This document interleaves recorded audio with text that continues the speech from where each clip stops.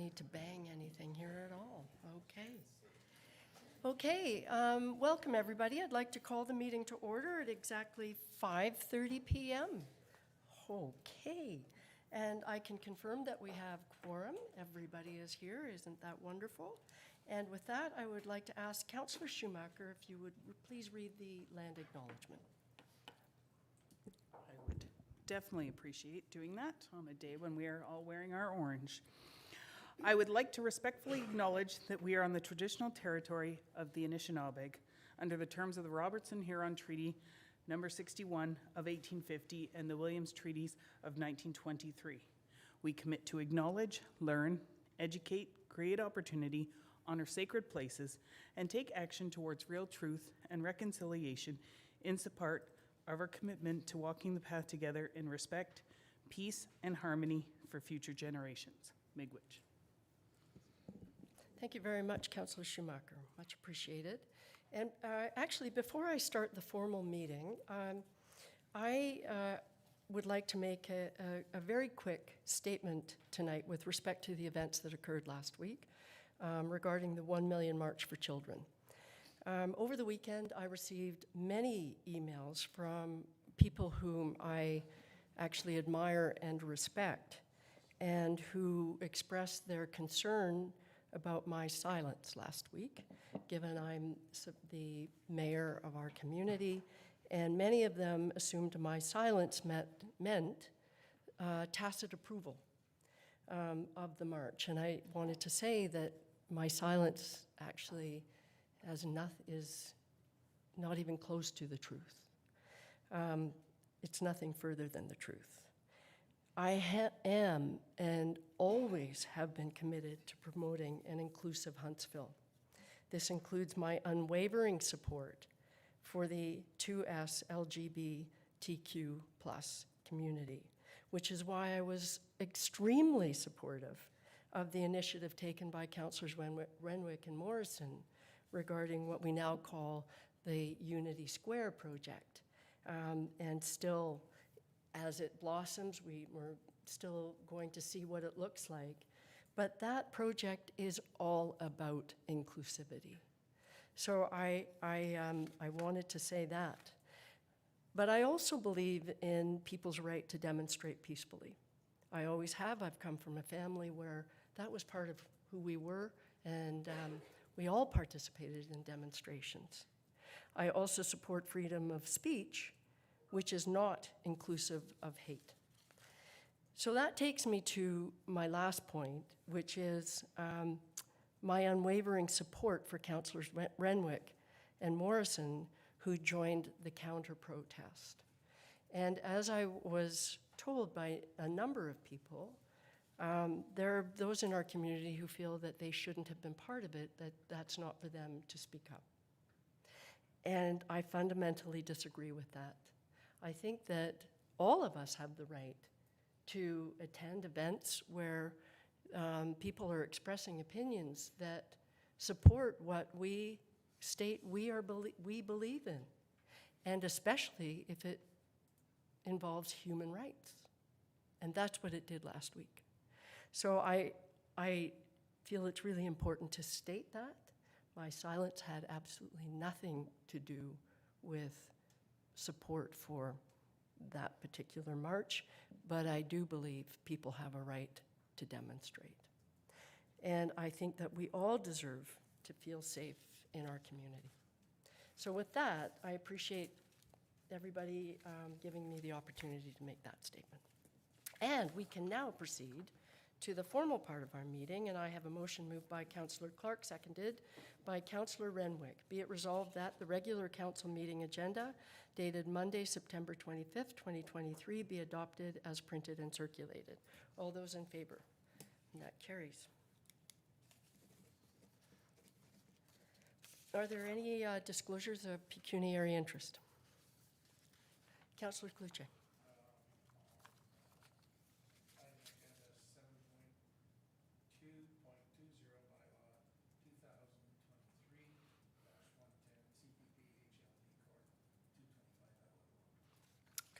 Thank you. Appreciate it. With that. I have a motion moved by Deputy Mayor Armour, seconded by Councillor Schumacher. Be it resolved that the following council meeting minutes be adopted as printed and circulated. Regular meeting, July 24th, 2023. Planning Council, September 13th, 2023. Special meeting, September 7th, 2023 at 9 a.m. Special meeting, September 7th, 2023 at 1:30 p.m. And special meeting, September 20th, 2023. Questions, comments? All those in favor? And that carries. All right, we have reports for information, starting with the Huntsville Public Library minutes, July 11th, 2023. Councillor Cluche, would you like to? Through you, Your Honor. Nothing new. We've had a little bit of mix-up in some of the meetings that have overlapped with ours, so I missed the last one. But other than that, everything seems to be going as normal. Okay, thank you. Are there any questions for Councillor Cluche? I don't see any, so I will move right along to minutes from the Downtown Huntsville BIA from August 10th, 2023. Councillor Renwick. Thank you, Your Worship. Just a couple of updates. The BIA has hired a new assistant. Her name is Hannah Mukha. I hope I've pronounced that correctly. So welcome to Hannah. They are also very thankful and very thankful to the town for the opening and the closing of the road during their Muskoka market that they recently had. It was a very successful market, and they couldn't have done it without the help from the town. So opening and closing roads, very important. Lastly, they just wanted to reiterate that there is a $10,000 commitment to the mural fund, or the mural restoration, with another $20,000, I believe, coming from HMATA and with the Chamber of Commerce. So that's really great. So the murals downtown are a great asset to our downtown and to our community itself. So they really want to keep, we all want to keep those murals looking nice and restored. So they've committed to doing that. So applaud them for that too. So. Thank you for that. Is there a timeline on the murals restoration when they start, or have they been doing it slowly? I believe they've started. It'll be an ongoing process. I think they've already started looking at the ones that needed help or that needed restoration. There's a few that may have to be taken down. And you may have noticed during the market there were 2 murals that were being painted. Right. So they'll be added to the collection. Okay. But if I hear more, I'll update Council. Okay, Thank you. thanks. No other questions? All right. And with that, the Aspen Community Hall, September 11th, 2023. Councillor Schumacher. Thank you. Through you, Mayor Alcock. Minutes are there, pretty short and sweet. If you do have any questions, please let me know. Any questions? I don't see any. Look at that. A big thumbs up from Councillor Fitzgerald, though. Just saying. All right, moving right along to the Huntsville Lake of Bays Chamber of Commerce update. Councillor Renwick, over to you. Thank you, Your Worship. There was no meeting, although I believe there will be an update coming to General Committee on Wednesday, actually, as part of the eclipse lighting, which is quite incredible. So nothing else to report at this time. Actually looking forward to that update. Okay, thank you. And finally, the Municipal Accommodation Tourism Tax update. Councillor Morrison. Thank you, Your Worship, and through you, not much to report other than we are in the end stages of hiring an ED for the association, which is exciting, and we should have an answer on that by October 4th, I believe. That's about it. Okay, thank you for that. Any questions? Okay. All right, moving right along to 5.2, reports for adoption. I have a motion moved by Councillor Fitzgerald, seconded by Councillor Stone. Be it resolved that the Accessibility Advisory Committee meeting minutes dated July 25th, 2023, and the recommendations contained therein be adopted as printed and circulated. Councillor Schumacher, anything to add? Thank you. Through you, Mayor Alcock. Yeah, so it was a very great meeting, long meeting for sure. Of course, there are a couple of motions, which you may have read in the minutes. We are looking at the accessibility features of the hot tub. So we have put a motion forward for the consultant to come through. Also looking at a design criteria for public space for the bus stops and different things through that. and I'm trying to think, is that all of them? Trying to remember what the other one was. Yeah, approve, update, yeah. We're going back to July here, so it's, yeah, trying to remember all of everything that was there. It looked I like know a we talked a bit fulsome about, meeting, though. yeah, we talked a bit about the arena and the sledge hockey as we are looking at opening up the ice for longer periods. What would that revenue look like, and could there be an ability to have access for sledge hockey? It seemed to, when that arena was built in 2010 and the accessibility committee was approached at the time, that was one of the asks that they had requested, and then that didn't seem to come to fruition back then. So the goal is to keep it on the radar, that hopefully we could create an opportunity. As Councillor Cloutier says, if you build it, they might come. And we have had talks with a head coach from sledge hockey who said if there was, I know Deb had reached out at the time back in 2010, that if there was the ability to do that, they would definitely come. So definitely some great conversation at that. And the downtown area in front of Friendly Fox, we've had some suggestions there, which I know we're going to keep looking at. And great to hear that the parking spot was moved officially, is up and running down by the little place by the lights spot. So yeah, all some great updates. And lastly, the one thing I do want to say is as the meeting wound down and a lot of staff had left, at the end, Deb Kerwin, who she's probably going to hate me for saying this, but she has been some of our best adversary and advocate, both in one. She can be the greatest advocate and the greatest adversary for this town. One of the things that she did come to me and say after this meeting was that she has really appreciated the growth in the staff for the town of Huntsville, and that she has recognized the amount that they put AODA in the forefront of what it is and the conversations that they have, and she was very impressed after this meeting on how well that comes across in what the staff here at the town of Huntsville does. And I just felt that that should be heard by more than just myself that was there by the end, that I wanted the CAO to hear that, I wanted staff behind me to hear that, and that they are doing an amazing job in what we do when it comes to accessibility for this town. And thank you for raising that, and you're bang on when you describe Deb as biggest advocate and adversary. So huge words coming from her. That's great. Councillor Fitzgerald, do you have a comment? Thanks, Your Worship. Just to follow up on the sledge hockey, we've had the opportunity to host a few games here, and I missed out on the opportunity to play in one. I was looking really forward to it. But and since you mentioned Deb Kerwin, I think we're very fortunate to have citizens like her in our community, and so many of them. So Yep. Totally agreed. All right, I don't see any other comments. I will call the question. All those in favor? And that carries. Thank you. Thank you for that summary, Councillor Schumacher.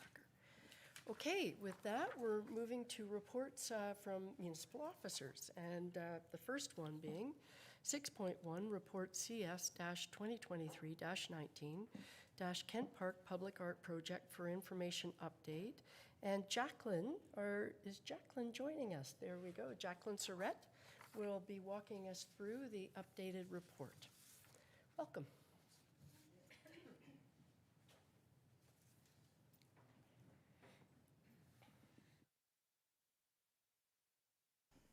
It's the first time of me using this mic. Well, maybe not. Well, I do come from culture. We know how to use a mic. So thank you, Mayor Alcock. In response to the resolution to postpone the RFP for an art installation piece in Kent Park to allow further discussion regarding council's financial commitment, staff have prepared this report for your information. It provides detail on the selection process and information to help council establish an appropriate budget. In consultation with the Huntsville Art Society, which was in the original motion as one of our members that we would consult with, They have provided and helped us provide a rationale for growing the number of collaborators on the project, and that is included within the report, recommending a representative from our Muskoka Arts and Crafts, Arts of Limberlost, Huntsville Festival of the Arts, our BIA, and our Chamber of Commerce. This broader representation from these organizations with an interest in who use that space will be able to take that information and use that throughout the process instead of inserting it maybe, later on in the process. So that was felt to be very important. In terms of budget, similar to other capital projects, there's a lot to consider in commissioning a piece of artwork within the public realm that ensures it's safe, it's durable, and fairly compensates artists. So with that, something that I think and what our Huntsville Art Society was asking from council in some ways was looking at what is the desired scope of the project that we'd like to see in Kent Park. So the report summarizes 3 different scales, and I'll just go over them quickly here. There's the major scale, which is your large landmark piece that may involve broader themes. Its budget is often larger than $75,000. It allows for vistas, and it's typically meant to be viewed from a bit of afar. Your medium scale is more human sized, like what we have in front of the theater, the Tom Thompson piece.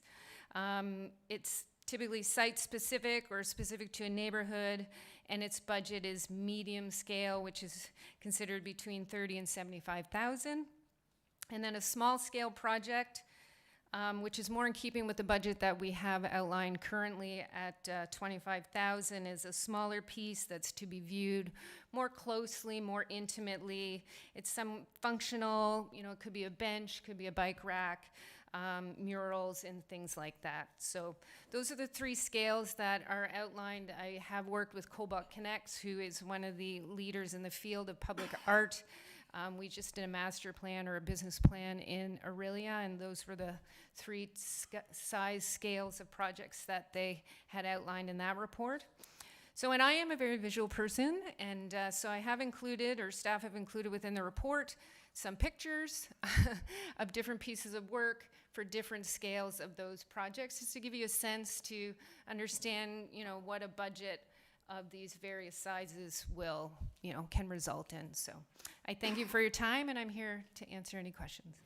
Okay, thank you for that, Jacqueline. So I think at this point, what I'd like to do is read the original motion that we considered, which actually caused all of us to say, will you go back and here we are with Jacqueline's updated report. So I will read the original motion. It was moved by Councillor Schumacher, seconded by Deputy Mayor Armour. Be it resolved that staff be directed to develop a request for proposal for an art installation at Kent Park that includes project location, scope, theme, timeline, and other aspects relevant to the project. And further, that the RFP will call for artists to submit ideas, sketches, and budget for a proposed project, along with a letter of interest, resume, and samples of past work. And further, that staff will collaborate with the Huntsville Art Society in choosing the successful submission. And further, that a maximum budget to not exceed $25,000, including all taxes. Professional artistic fees, production, fabrication, installation, and contingency fees be funded through the Art Acquisition Fund and offset by any fundraising and available sponsorship opportunities.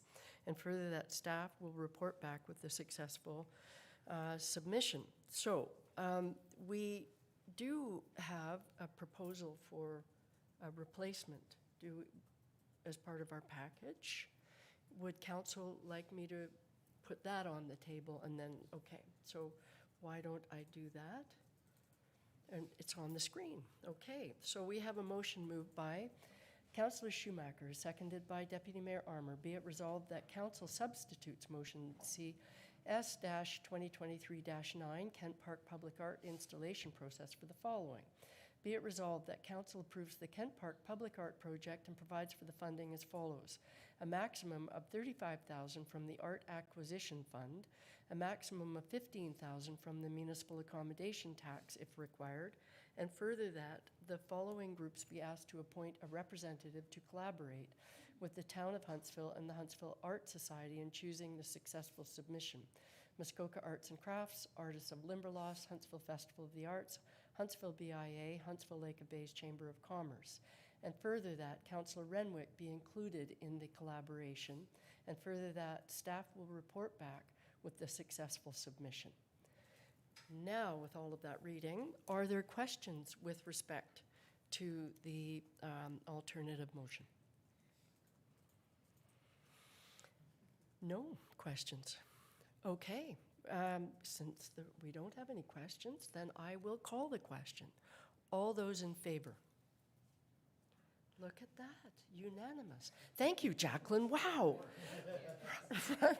Wow, thank you. I know, exactly. Did you have something else under your sleeve that you just wanted to? Oh, I have to call, excuse me, I have to call the main motion as substituted. All those in favor? And that also carries unanimously. Thank you again. That's great. Wow, look at that. Very good. Okay, so we are now moving along to item 6.3, Report OPS-2023-48, Rivermill Park Washroom Update. And is Just Tarmo, not Just Tarmo, I don't mean that. I'm sorry. And we're joined by Director Yukivi to provide us with an update report. And we also have James Steele, the Commissioner of Engineering and Public Works with the District of Muskoka, on Zoom if council has no objection for him to join us.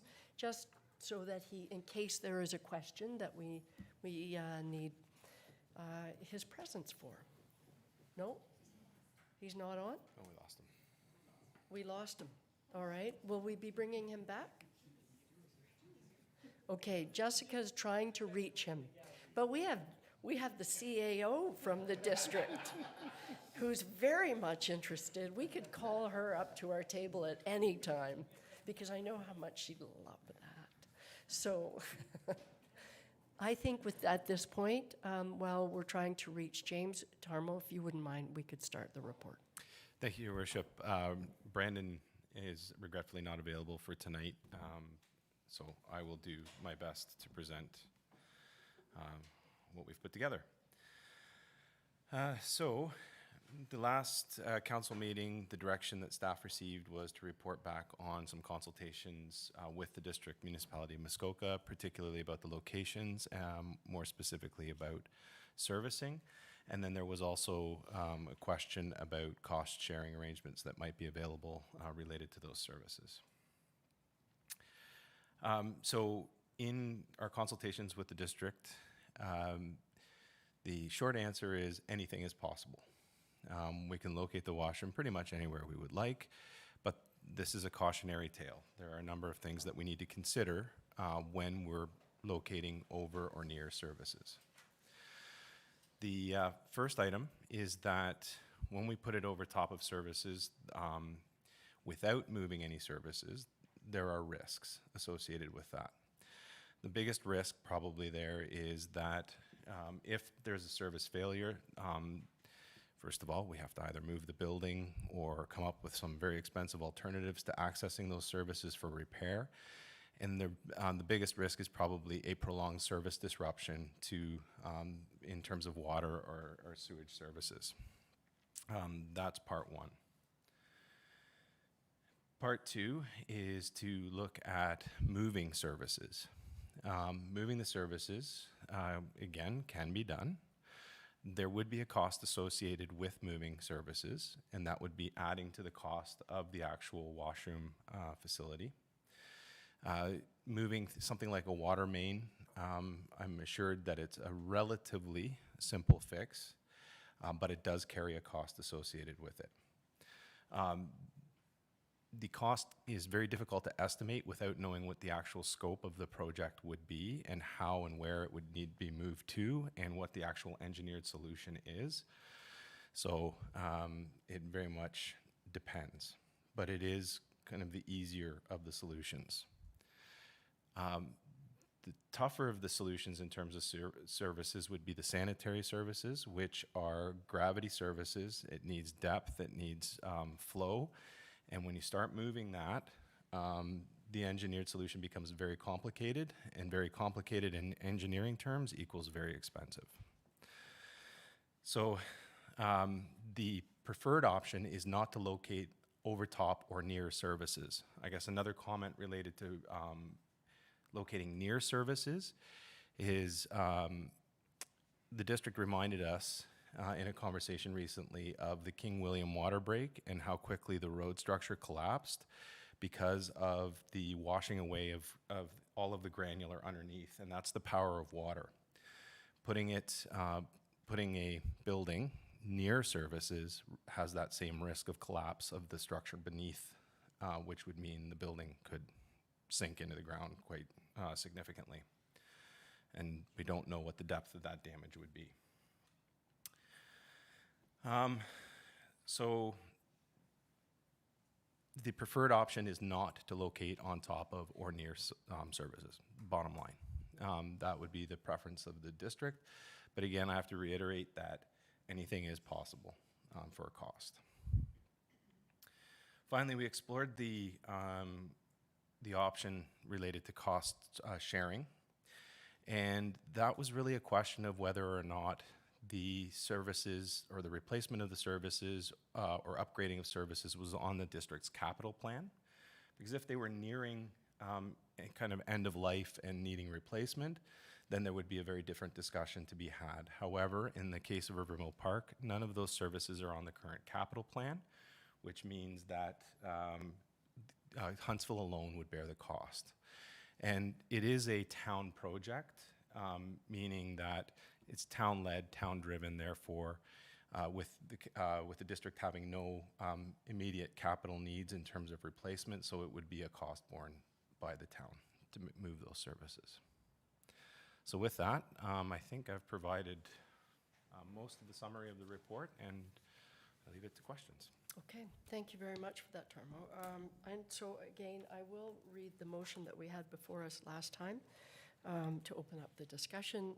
It has been moved by Deputy Mayor Armour, seconded by Councillor Fitzgerald. Be it resolved that Council approve a one-time exemption to Town of Huntsville Procurement Policy Bylaw 2021-21 to permit staff to procure services necessary to complete the installation of the Rivermill Park washroom.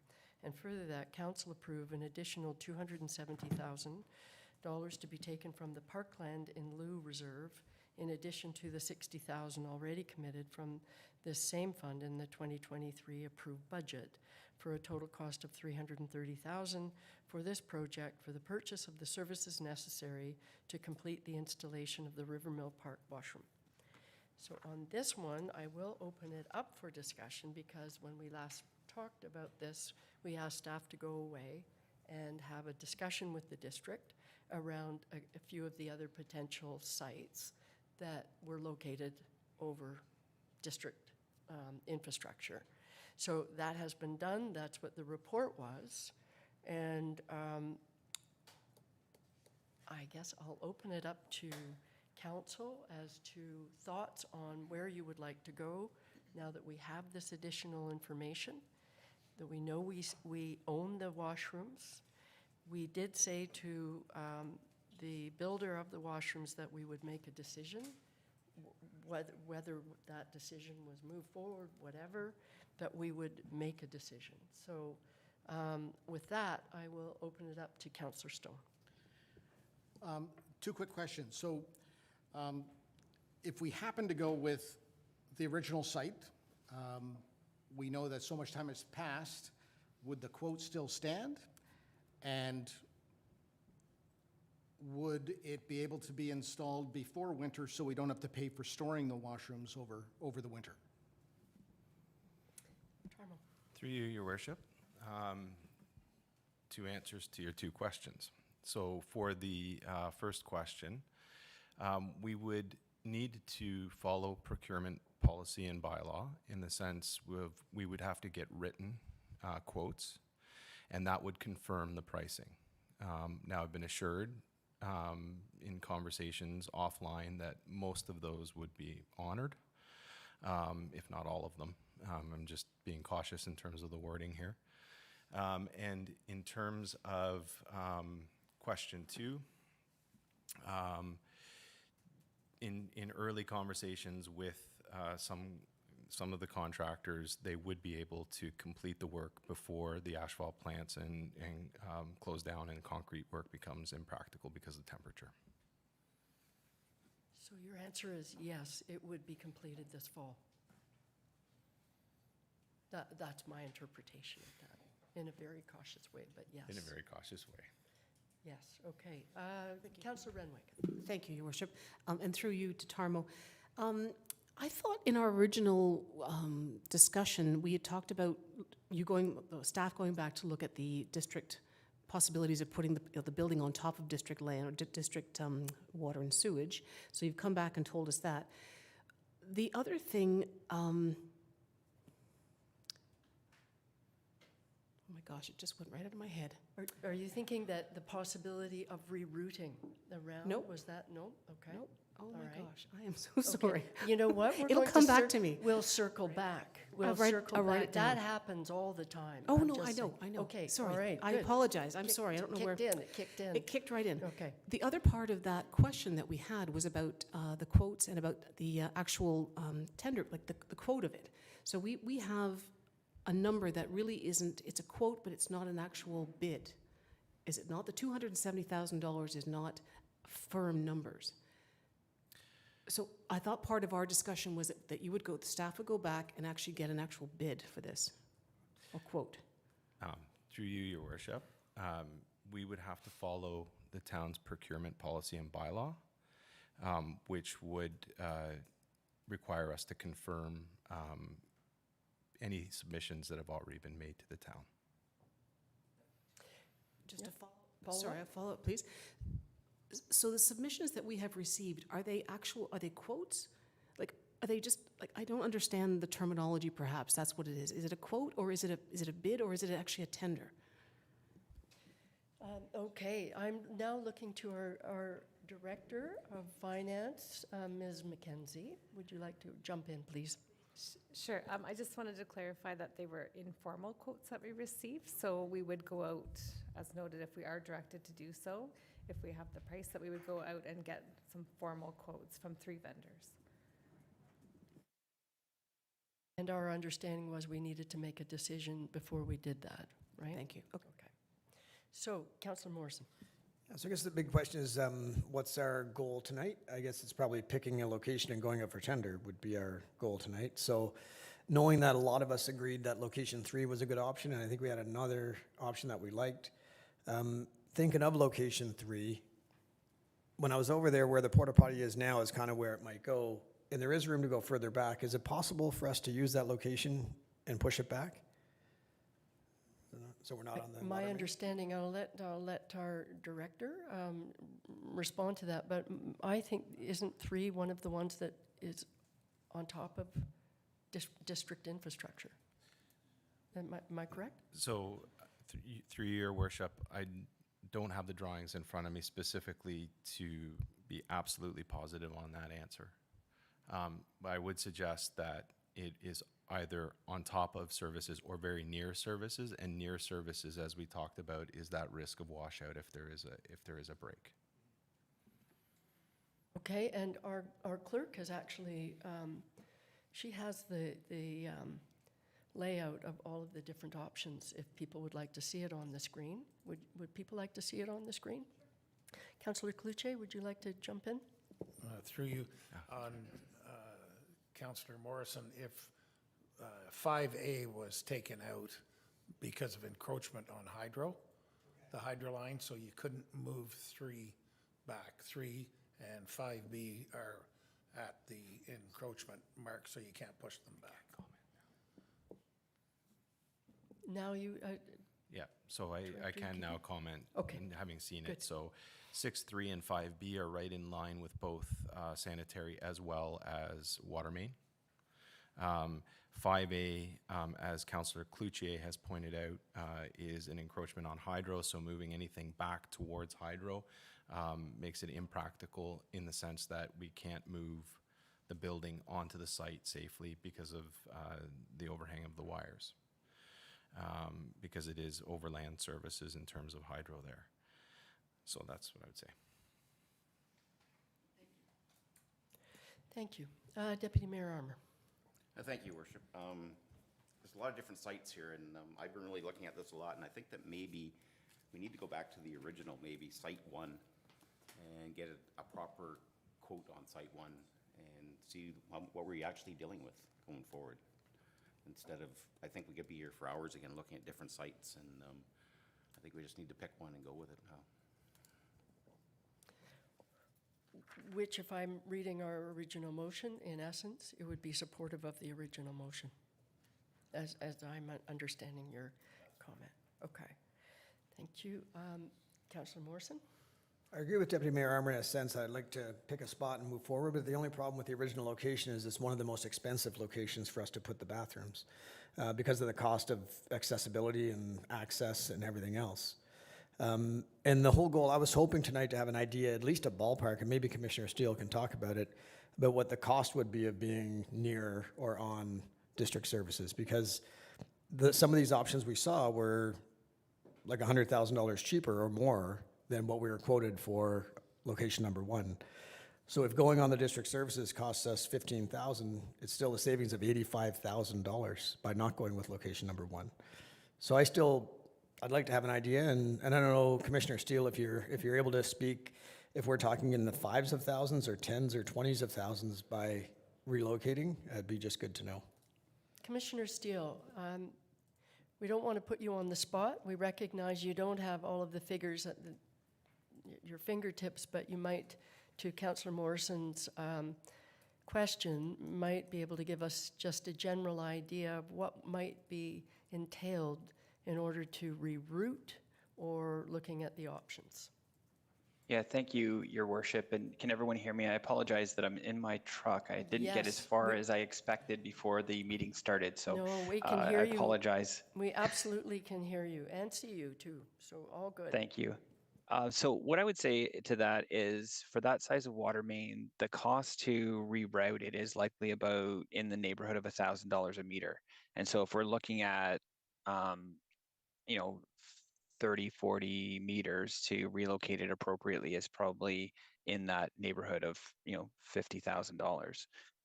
To place it over top of so that's sort of the rerouting option. The actual cost associated with placing it over there is really unknown because we don't know what the impacts will be if it breaks.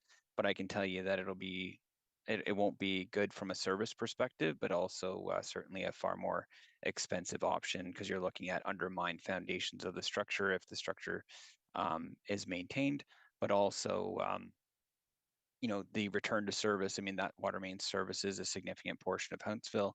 If we couldn't get it repaired, then there would be an extended duration of water outage. And so there's a number of factors, not to mention sort of the overall level of service of the park and longer term impacts of that long term repair if it were to break. And some might say, well, the breaks are fairly infrequent, so maybe we sort of take the risk. But I think our job is to maintain service 24/7, and anything that sort of precludes us from that we tend to try to avoid that.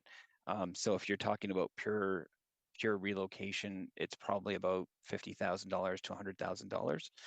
So certainly in the order of magnitude of the savings gained, I think, from choosing anything but option 1. Yeah, I guess those are sort of my comments, but happy to provide any additional if there are other questions.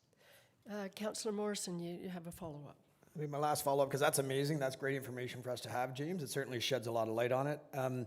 I guess if you can just, with your expertise, one more question. If we were to simply leave everything where it is, but maybe look at the age of the pipe that's there now and replace what's there without rerouting, what is the life expectancy of that stuff? Because I look at, we don't want to put a structure on top, but the entire main street has a sidewalk on top of pipes. Like, it's not that we don't do that ever.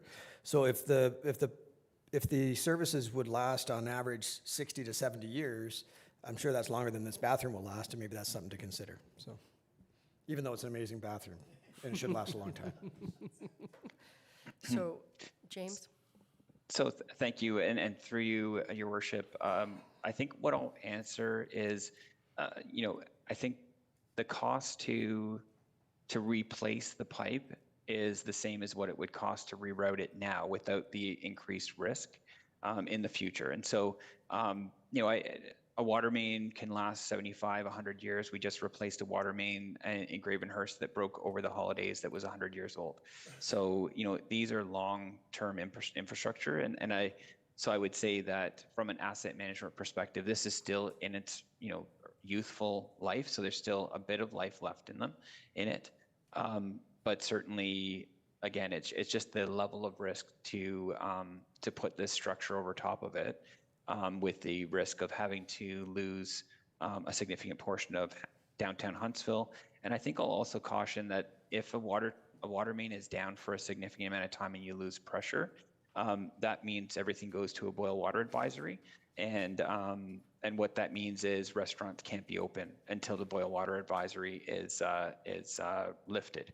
And I think I wasn't around for the couple of water emergencies the district had before I started, but I think that was one of the significant challenges. And I would just say that we did have a water main break where we lost pressure in Bracebridge last fall. Luckily, our operators were able to get there and throttle down the water main and isolate the section that was broken. But had it taken much longer, we would have been in a situation where we may have had to introduce a boil water advisory, which is a significant impact to the business community, certainly restaurants in particular. So I think those are sort of my comments. I think I answered the question, but certainly happy to take another one. You most definitely did answer the question. I have a very quick question. Your $1,000 per, was it meter or foot? I forget. Meter. And was that just for the water, or was that sewer and water? Yeah, thank you, Your Worship. And to clarify, all I'm speaking about is water. Right. Sanitary sewer is a lot more complicated because it runs through with gravity. And so every foot you put on a sanitary sewer, you risk not meeting the minimum flow requirements. And so with a pressurized water main, we have a little bit more flexibility to move around structures. Okay, thank you. Thank you for that. All right, Councillor Stone? So just once again, for clarity, if we pass this original motion that we have in front of us right now, would you be going out for tender again? I'm looking at the motion to permit staff to procure services necessary to complete the installation of the Rivermill Park washroom. That doesn't have a line in there unless that basically is saying to procure, which means starting the procurement process. Director McKenzie, would you help me with this, please? If the budget was approved and we did have a site, then we could go ahead with formalizing 3 formal quotes and then reviewing those submissions after that. Thank you. So that would mean formalizing, so as Director McKenzie said, we're formalizing those quotes. So. Thank you. Yes. Follow up if I could. Yeah. So Site 3 that we were looking at, which is over top of services, and we've just found out that we'd have to move the line. So that one was quoted by Brandon last time at $222,000. Yep.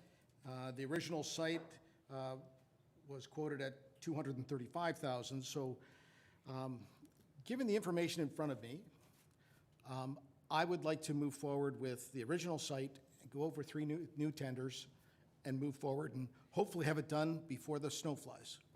Okay, thank you. So I don't think we need a new motion for that because that's mirroring the motion we have on the table. So, okay, thank you for that. Now, Councillor Clark. Okay. Is that right? Thank No, you, Mayor apparently Alcock. that's not right. We'll clarify that in a minute. I think we understand. Sorry, Councillor Clark. No problem. Okay, we'll fix that one in a minute. So based on what I've heard around the table today, both from the director and a few comments that Deputy Mayor Armour made, I really do think that option one is the only option that's really available here. Because it's as I thought last time we talked about this, that the district infrastructure was going to cause great difficulties, which in fact it will. So I'm confident in saying for myself tonight that the options, when they're put out to tender, aren't going to produce numbers that I'm going to be satisfied with. So I've said it before that my preference is to sell the bathrooms to another municipality, recoup what we can, and work with the donor to find a less costly option. I know that council doesn't like that option, but I can tell you I have no problem opposing popular opinion at the table here tonight. I've done my own research on these bathrooms, not this particular style, but other bathrooms that are similar. There's been a lot of other municipalities that have installed them, and they've experienced many problems with them. They found out that they often malfunction, causing long closures, and in the long term, they're very expensive to both operate and maintain. So I can confidently say tonight that I've gone as far as I'm willing to go with this project, and I can't support it any further. And I would ask the vote be recorded tonight. All right, thank you for that. I ask our clerk to clarify, because apparently what I said about the original motion is not, you had a concern. So the original motion has the first clause in it regarding the policy, which we don't need any longer. And we need to just clarify where the funding's coming from in the second one. So we do have a motion to substitute prepared. I believe the deputy mayor had put number 1 on the floor first. And if I'm correct, Councillor Stone was going to second that. Am I right? Okay, could I, will you put up on the that on the screen? Please. Absolutely. That would be helpful.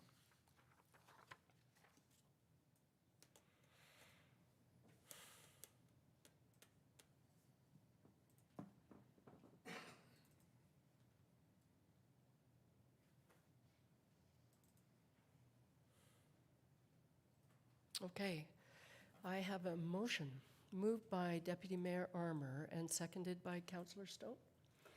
Be it resolved that council substitutes motion OPS-2023-34, thank you, Rivermill Park and capital budget for the following. Be it resolved that council approves Site 1, original council approved location, as identified in report OPS-2023-46, presented to council on September 7th, 2023, with up to an additional $270,000 for the installation of the Rivermill Park washroom project for a total of $330,000 to be funded, $235,000 from the Parkland in lieu reserve, and $95,000 from development charges, outdoor recreation funds.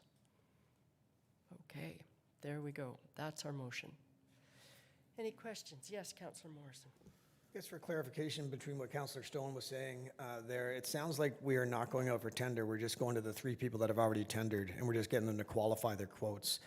I'm kind of in line with where Councillor Clark is. I still can't see myself approving a budget of up to $630,000 for 2 toilets, as well-meaning as it all is.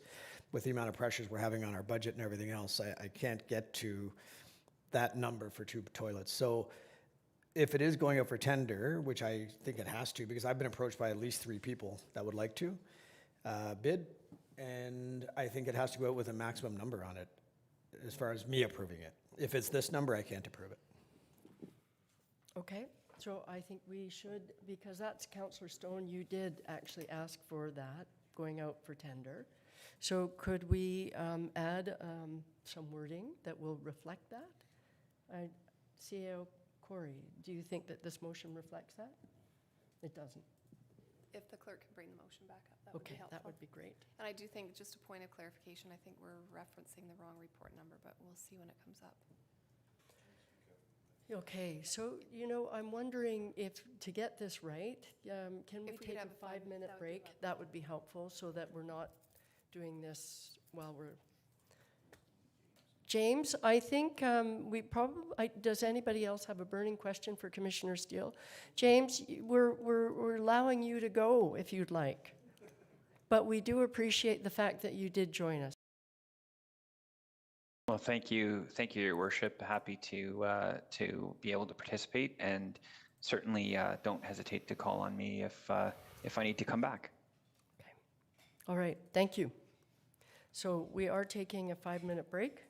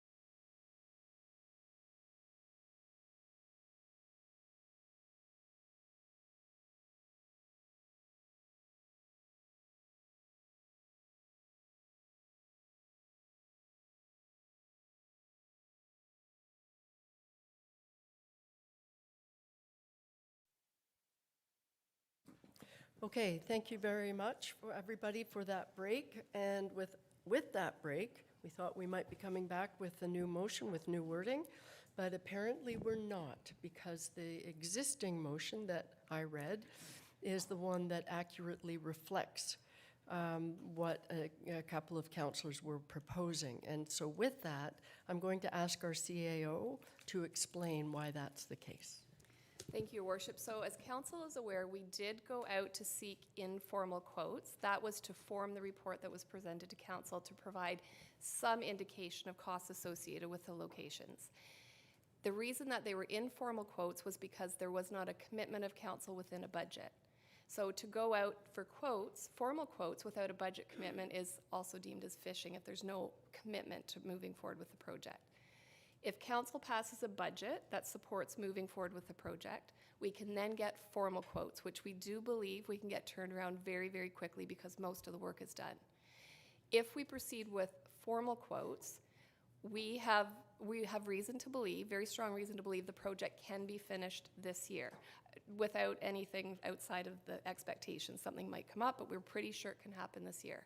If council so chooses to go out for a formal tender, whether it's for this location or alternate locations, the work will not be able to be completed this year. It will be a spring completion project. So we do know that just from the timelines of our procurement process, to do a formal tender, it will take a little bit more time. So that is why we can go for a formal request now as opposed to the informal information that was received. So I do believe that clarifies it. All right, with that clarification, I am going to ask council if there are any further comments or questions. Councillor Morrison, followed by Councillor Schumacher. Thank you for that. So the motion as it is means that we are going for tender if we accept it? Formal quotes. Formal quotes. So it would open up to anybody who wants to bid on it?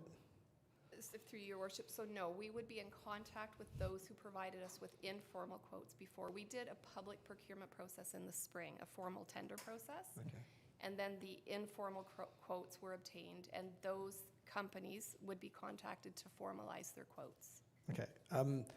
I have a fairly large problem with a bunch of that. One, I think we're rushing to get this done now. The cost of storage would be $2,000 for moving it and $500 a month. So you look at 6 months, you're what, $3,000 or $4,000 or $5,000. We're talking about a $630,000 project. I think trying to save $5,000 by getting it done this winter is a bit short-sighted. And also, I think this needs to be opened up because I've been approached by a lot of people and I've told them I'm not involved in procurement, don't talk to me, but when it comes out, please bid on it. And we need more competitive bids. I can't support anything that only goes to the 3 bids that we determined were pretty expensive without trying to save the taxpayer some money. So hopefully we can put this to spring, pick a location. If it's number 1, it's number 1. But no way am I in favor of going forward with only the 3 companies that we have so far, because I know people that have said that they would love to bid on this. And we were told already, I forget by who, that if it's going to be something in this winter, you're not going to be able to get many quotes anyway. And this is something I think it needs to be way more competitive than that. So thank you for that. I know, Councillor Schumacher, you're right. I just want to ask the clerk if Councillor Morrison is making a suggestion, could he propose a motion to reflect that? He can propose an amendment, yes. I would just need the Director Mackenzie's wording. All right. Is that something that you would propose to do, Councillor Morrison? Yeah, I simply can't imagine us at this table not going for tender. Knowing what the public is saying, and it's their money, not ours, I can't imagine us voting to not go for tender. So whatever the wording has to be, please, let's go for tender. Okay, so I'm going to Councillor Schumacher and then to Councillor Cloutier. Thank you. Through you, Mayor Alcock. So yeah, I'm fine with Site 1. My other question goes back to Site 8, though, because, of course, the reason that I am definitely in favor of this, of course, is the accessibility piece. As all of you know, I do not want to see porta potties in that park. I want the ability, we talked at the beginning of this meeting about being an inclusive community, and for me, that means a washroom that anybody can use. And that's what I do like about these as that option. 8 does have flat land. It's not on top of water sewer. The original quotes were a little less. I know we're getting close to the band shell on the pergola, so I know there's some issues there and some trees. And then there is a plus contingency, which kind of scares me a little if I'm getting close to that. But I guess what is the difference, say, between 1 and 8 as far as that goes? I'm fine with 1, but if 8 means a little less, and we're flat, and we're accessible, and it's a good option, and it's not on top of water sewer, is that something we could consider? You can put that out. I think there were comments about the location of number 8 in the sense of proximity to the band shell and taking up more park space. Certainly, that's what I recall. I personally wasn't in, I wasn't in favor because it was eating into our park space. But I certainly appreciate it and that you've put it on the table for consideration. I can see that there's some work over here to try and find wording, Councillor Morrison, to reflect, I think, your comments. Councillor Cloutier. Through you, Your Worship. I mean, we've all said our piece in this, and I think the community is 50-50 on it, more than what people understand. The yays and nays for this, the necessity of it. But to me, we have it, it has to go in. We can't return it. We can, but it's going to cost us a lot of money if we do. It's like buying a new car, taking it back a month later, you're not going to get your same return on it, and you're going to lose a lot of money. Site 1, I'm not crazy about it, but if that's what we go with, I like Site 8 too also, because it's not over services. So, and also I think we have to open, as Councillor Morrison said, we have to open it to more bidders because it's been so publicly. I think a lot of times, a lot of contractors don't pay attention to our tender that come up in the town because they're busy with other work. But because this is so public, and a lot of contractors, as Mr. Morrison had said, have come forth and said, you know, I'd like to bid on that and see what's all curtailed in it. Maybe I could do it cheaper. So we definitely have to open it up to all contractors, not just the 3. I mean, we get great service out of the 3, and they're more than willing to come in and tender it as they will, and as they, I hope they do. But I think we have to, because it's so contentious of a subject, that we have to do it right and do it once. Thank you for that. With that, I'll go to Deputy Mayor Armour, followed by Councillor Renwick. Yeah, thank you, Worship. I can support that 100%, but I think if we're going to go out for full quotes on this, then we shouldn't limit ourselves to one option, and we should give us a quote. These are the spots. What can you do the cheapest? Okay, and are you suggesting any particular site that you'd like to see? And I think any site that's not over services. Any site that's not over services? Right. Okay, so how many does that eliminate it to? Should we, because that could be 5, 6, like?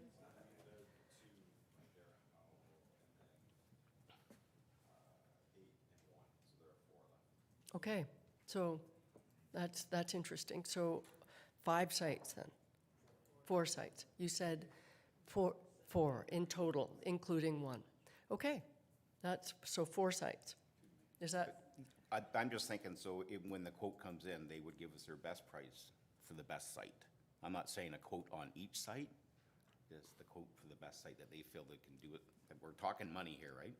And I think that's the biggest concern is the cost. Okay. So I think we need to look at what the cost is going to be. I hate to see it in green space. I don't want to see park area move either. Those trees sitting there, but you know, if it's about price, then we need to look at what the price is going to be. I think that's what's holding us down, right? Just money. Yep. Right. Okay, so it's quite possible that they will come in and number 8 will be the site. Okay. Yeah. So I am going to Councillor Renwick before Councillor Morrison. Thank you, Your Worship. And just quickly, and this is what I was trying to say earlier about going out to get a formal quote. Because initially we did not have a formal quote, it was an informal quote. But now as we go on around the table, I agree with Councillor Morrison that it should be opened up to other bidders. So I think we're all in agreement with that. And if it does delay the installation till next spring, it's okay. So I'll Okay. have that more All right, comment, yeah. that's good. And Councillor Morrison? Yeah, I'm 100% with Deputy Mayor Armour. I just want to make sure if we do put those 4 locations forward, that we're all okay with those 4. Like, that is not one of the locations we absolutely don't want at all. I know you don't love number 8. I don't mind number 8 if an artist makes the back of it look amazing and it faces the water, that could be okay, you know, if number 8's done that way. But I think I'm with Deputy Mayor Armour. 2 washrooms, it's a beautiful building, install it for as cheap as we possibly can in a good location in the park. And in response, thank you for that. In response, it's, if number 8 turned out to be substantially less because of all of the concerns, and I don't disagree with the concerns that have been raised, then, and you're right, then maybe we get Councillor Renwick out there and she's going to paint a beautiful painting somewhere near it or something. But my guess is that would be the case, but so we have to, if that's the will of council, then certainly I'm not going to fight that one. I think Councillor Cluche, yes. Through you, Mayor. I don't think we can send it out as 4 different. I think we have to put it down to 2. 4 is way too many. They're just, those people pay a lot of money for these people to do these estimates. Yep. You can't go out with 4. We have to go with 2. Right now, it seems to be number 1 and number 8.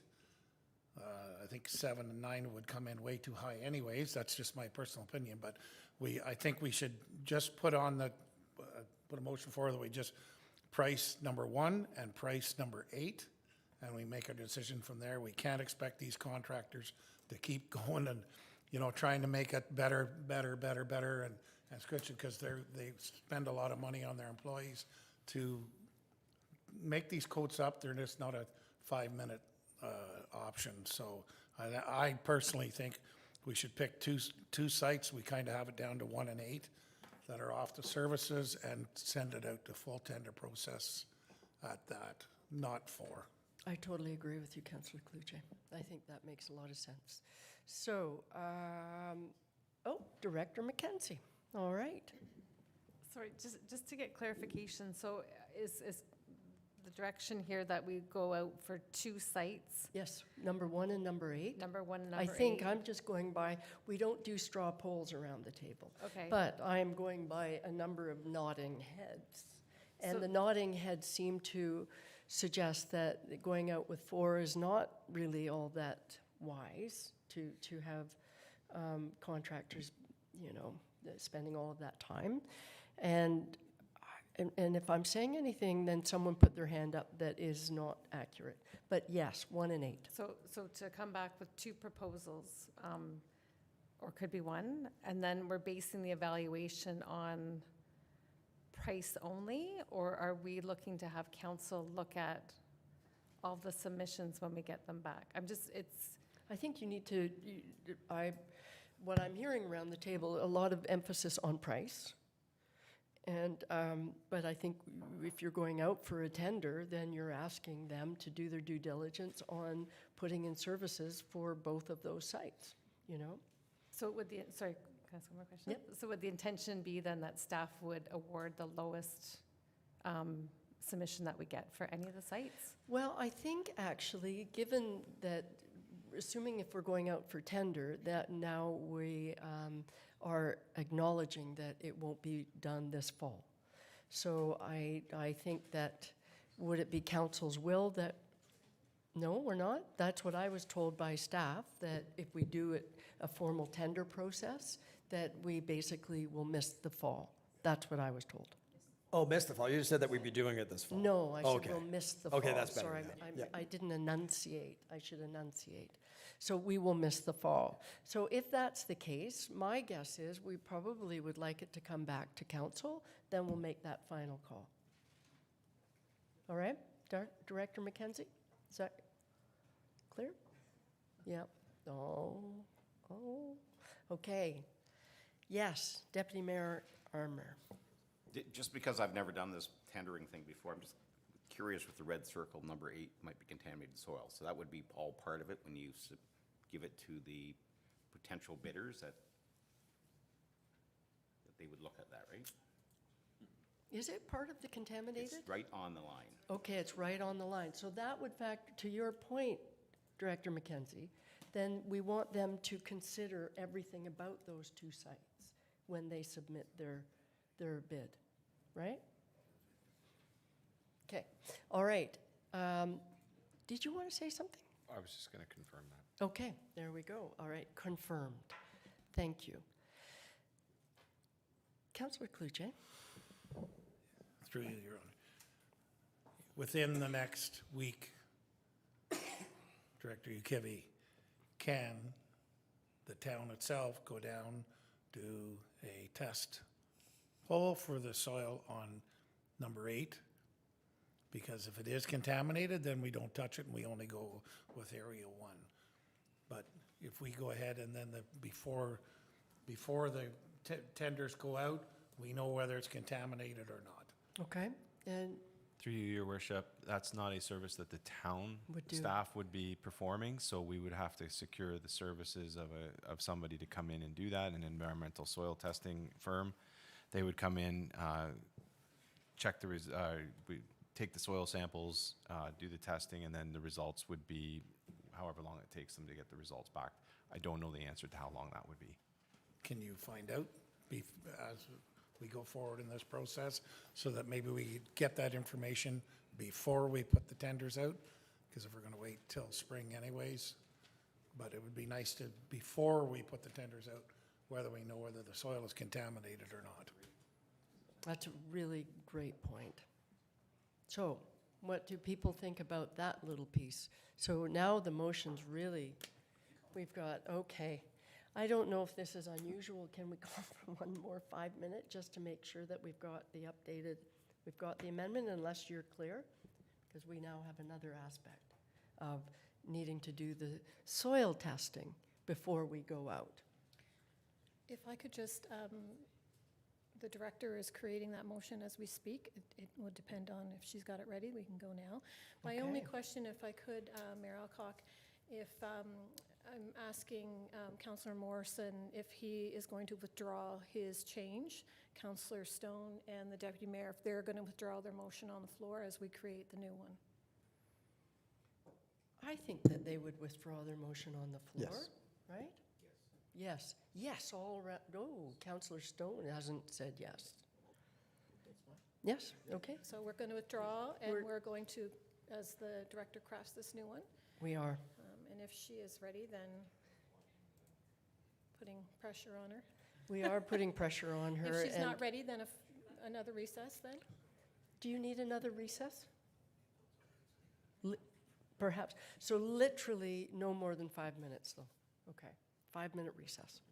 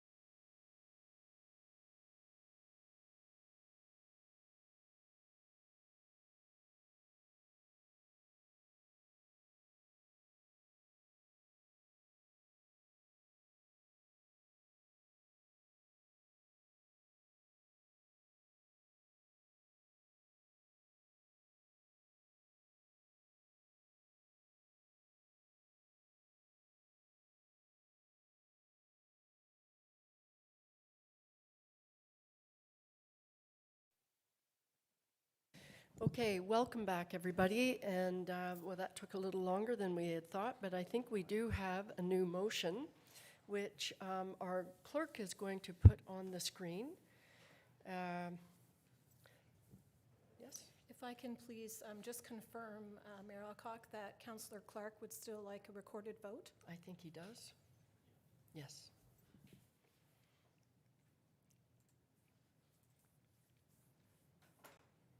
All right.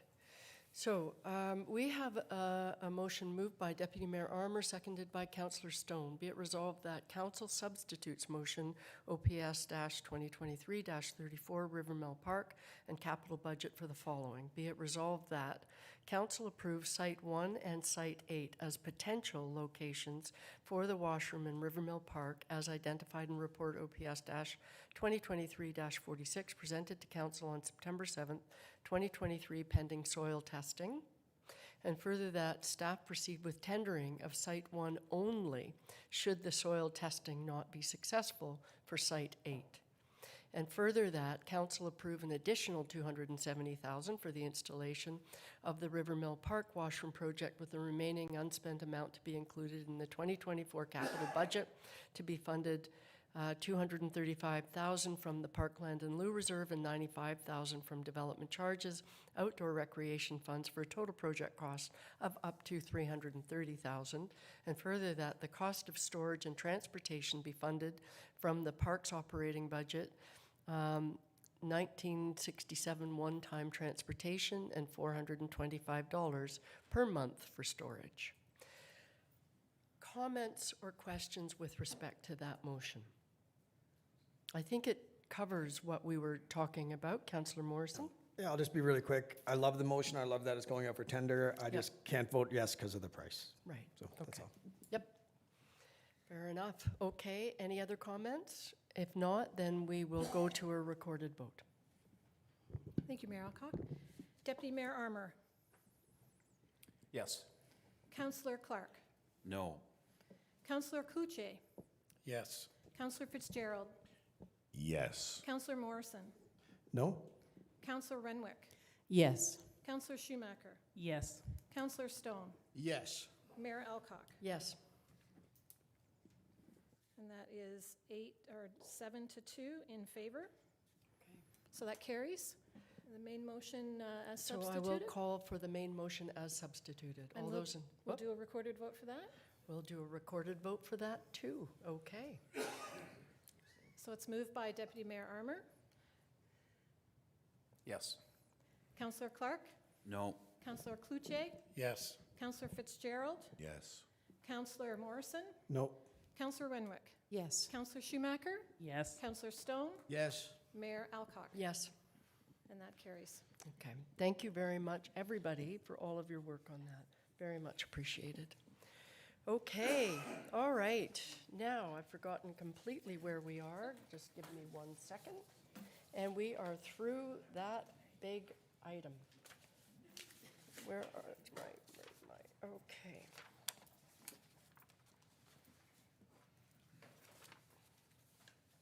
So, we are moving to bylaws and agreements for passage, but I have something I'm supposed to read before we go to approval, and that is notice statements as provided in bylaws 2023-99 to 23-107 in the agenda have been updated to reflect 1 week of advertising in the newspaper due to the lack of local print paper. All 9 bylaws were advertised on the town's website for 2 weeks. Okay. I'm sure that's important. Clerk's perspective. So, all right, here we go, and I'm reading the whole thing. I don't need to read the whole thing, so I could just read the first and then assume that it is as follows that was in our agenda package. Okay.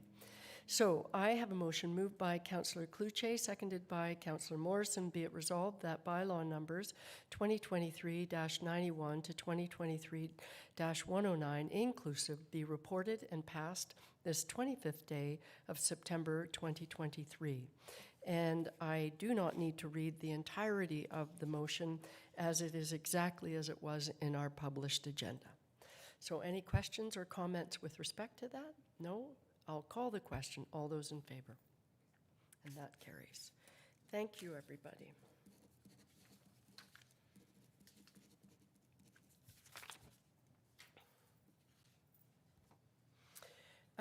Councillor Cloutier, you have a pecuniary interest.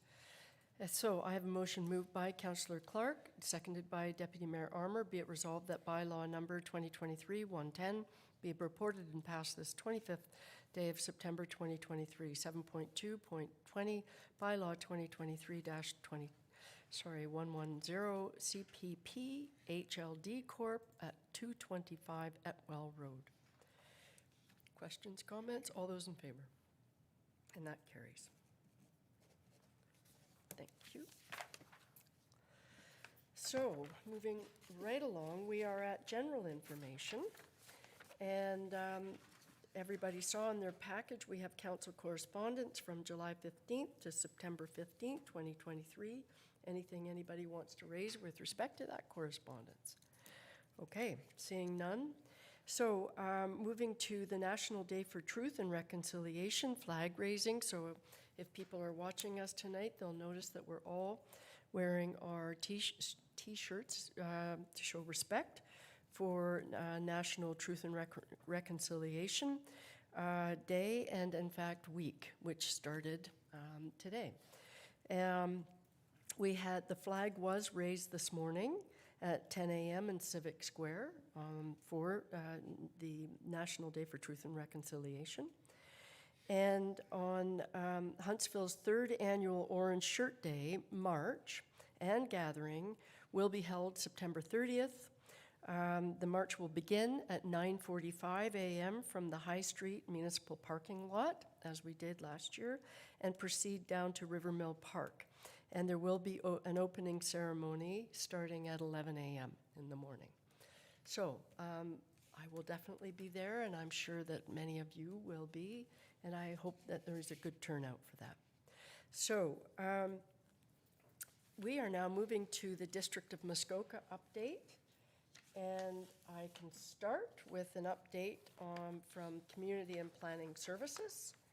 We had a number of housing and homelessness items last week, including a very quick amendment to the Muskoka Housing Task Force terms of reference to add the addition of the Chair of Community and Planning Services to be an ex officio member, which would be me. And the first Housing Task Force meeting is actually this week on Thursday. So that was one. We had an update on the District Municipality of Muskoka's 10-year housing and homelessness plan, which is an annual report we do for the province. We awarded it. This one is interesting, and we're moving forward with the awarding of a contract to a consultant, the Smart Density, to do the highest and best use study for the district's municipal nonprofit housing corporation. And a while back, they did an asset management plan looking at all of the properties that the District of Muskoka has. And a number of them are in a state of, frankly, disrepair, and some are in pretty good shape. So what this consultant is going to do is really drill down on that and come forward with suggestions as to what the district council might consider going forward. And so that's actually a pretty exciting project, given we're looking for more ways to provide more social housing. We also reallocated some funding from the province and the feds to be used to go towards the Pine Street project that the district put forward in an application to the federal government that was unsuccessful for the addition of 29 affordable housing units. And we had some funding available to close to $1 million that was redirected from other programs to go towards that, to keep that project alive. We also had a report from the Muskoka Tourism Marketing Agency that was requesting a $50,000 increase to the district funding towards the agency. And it was actually provided for information, and committee decided to support that ask. So that will be going towards council. I can imagine there'll be lots of discussion around that. And we had an update on our water strategy, and that was CAPS. And at district council, it was fairly short because we didn't have reports from committees because we didn't have committees in August. But we did support two separate motions. One was for moving forward with a new local immigration partnership in Muskoka. And really what that is doing is supporting an application to the federal government for some funds to help us develop that strategy. And that was passed unanimously, and I think it's very exciting as the numbers of new immigrants arriving in the Muskoka area has grown substantially in the last 5 years. The second motion we passed was for consideration regarding support for legislation related to municipal codes of conduct, something that we at this council had already approved, and so we approved it at district council. And with that, that is my report.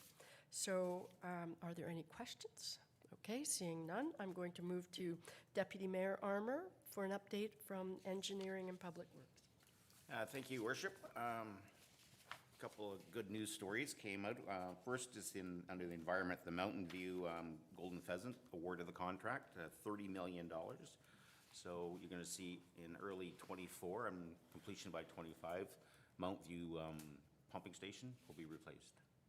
So that's a good news story for us. Really good. It's to the tune of $30 million. That's an expensive one. We had a couple of capital project quarterly variance reports. Just to give you an idea of cost, guardrails went from $330,000 up to $426,000 to replace guardrails on our district roads, so quite costly.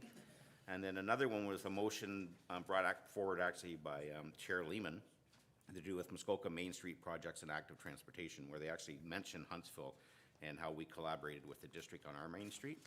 So there's a fund sitting there with about $850,000 in it. That we accessed. Huntsville was the only community to ever access that fund, and I think it was 2015 for the Hundreds Bay Trail to have that completion. So they're looking at, updating the bylaw on that and how you can actually access that money. So hopefully we can use some of that for our active transportations in Huntsville. So. Thank you for that, Deputy Mayor Armour. In fact, didn't you suggest that the town of Huntsville may in fact have in the works at least one possible application to that Yes, that's program? correct. I did bring forward that we had some applications coming from Huntsville, so don't tighten up that pocketbook too soon. I think that is excellent that you did that. You were being proactive, and that's great. Thank you. And with that, I will ask Councillor Morrison for an update on finance and corporate services.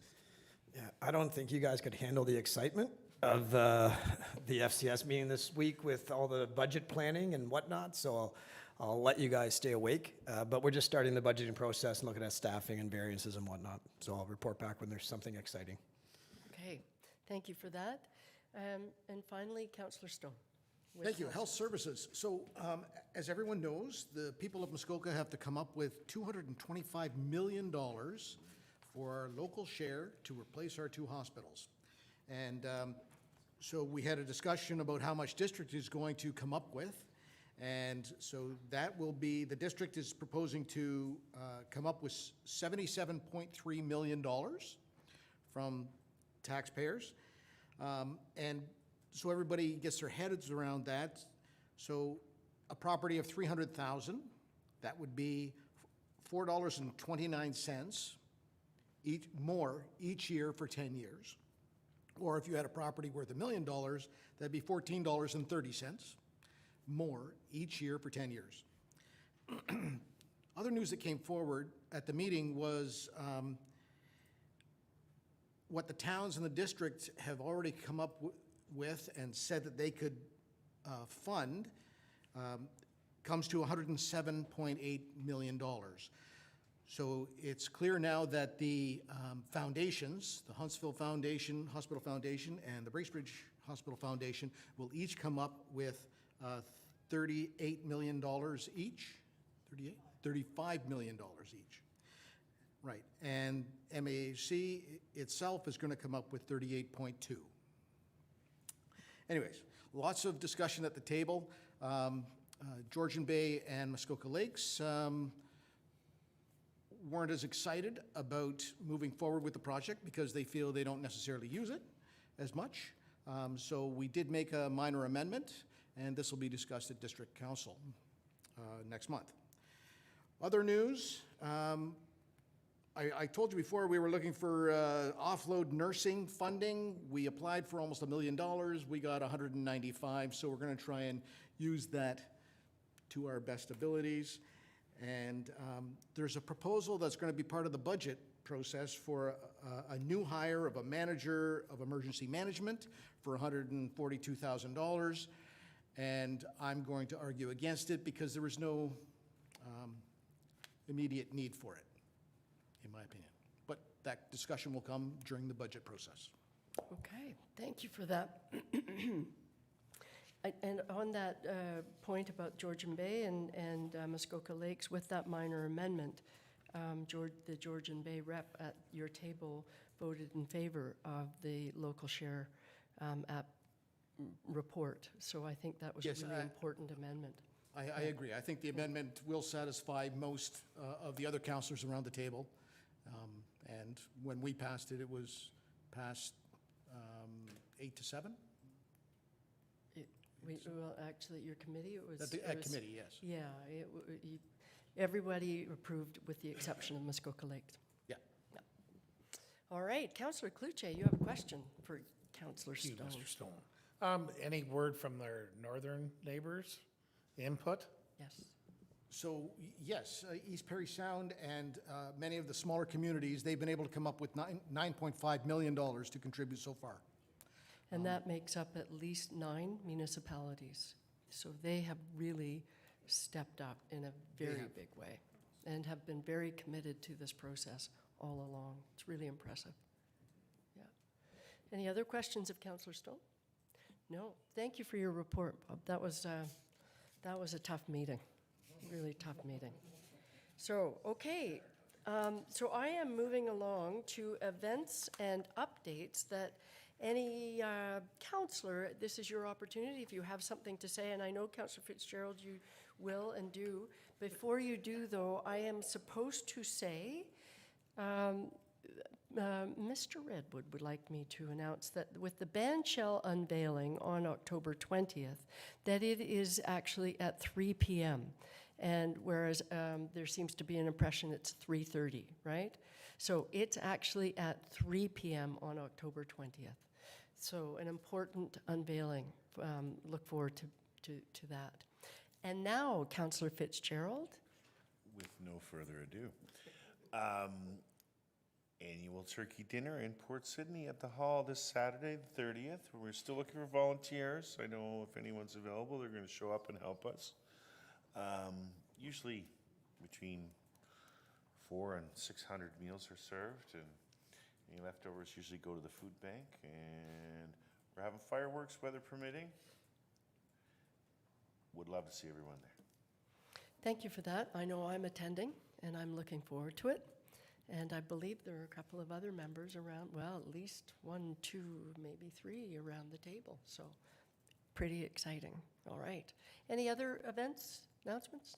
Okay. Yes, Councillor Schumacher.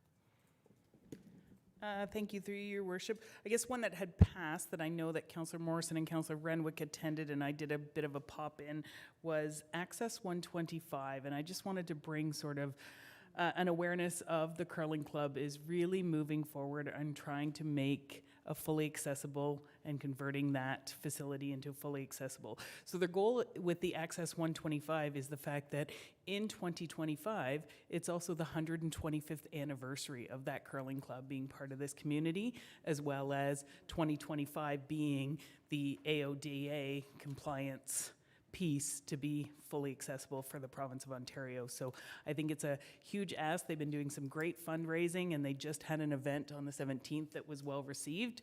And it's some work is really going on well, and I know they're going to be coming and presenting for council too. So I think that's great. Our neighboring community on the 30th in Bracebridge, those of you may not be aware, is on at 2 p.m. is a free showing of the movie Bone of Crows.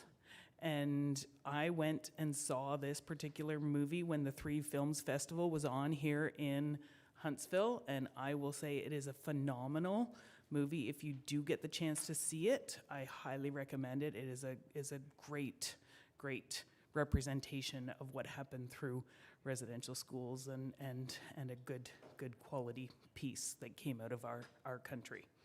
And then, yeah, lastly, yay for the turkey dinner. Thank you for that. And I think the Bone of Crows is also playing at Real Alternatives next week?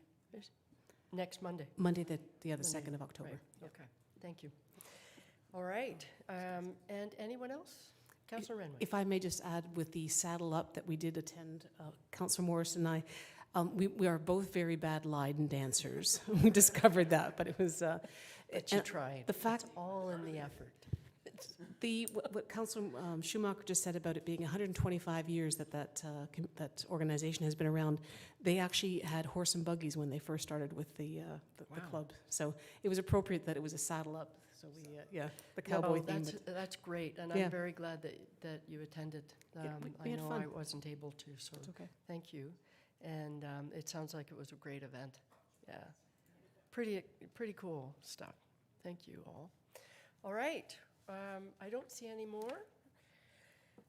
So with that, we are moving along to our item number 9, which is moving into closed. I have a motion moved by Councillor Stone, seconded by Councillor Morrison. Be it resolved that the next portion of the meeting be closed to the public, commencing now at 7:25 p.m. For the purpose of considering the following matters pertaining to the following sections under the Municipal Act 2001. 9.1, Section 239(2). C, a proposed or pending acquisition or disposition of land by the municipality or local board. 9.1.1, confidential report Corp -2023-55, easement at 120 Brunel Road. And 2, 9.2, Section 239(2). B, personal matters about an identifiable individual, including municipal or local board employees. Regarding 9.2.1, a confidential report, Corp -2023-64, Corporate Services Division, and 9.2.2, Operations and Protective Services Division. All those in favor? And that carries.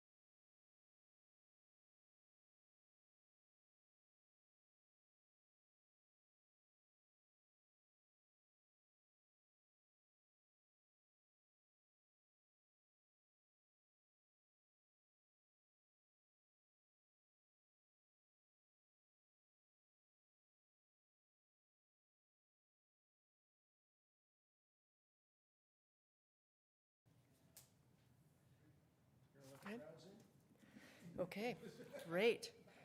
So, business arising from closed session, council received information only from staff on agenda items 9.1.1 and 9.2.2.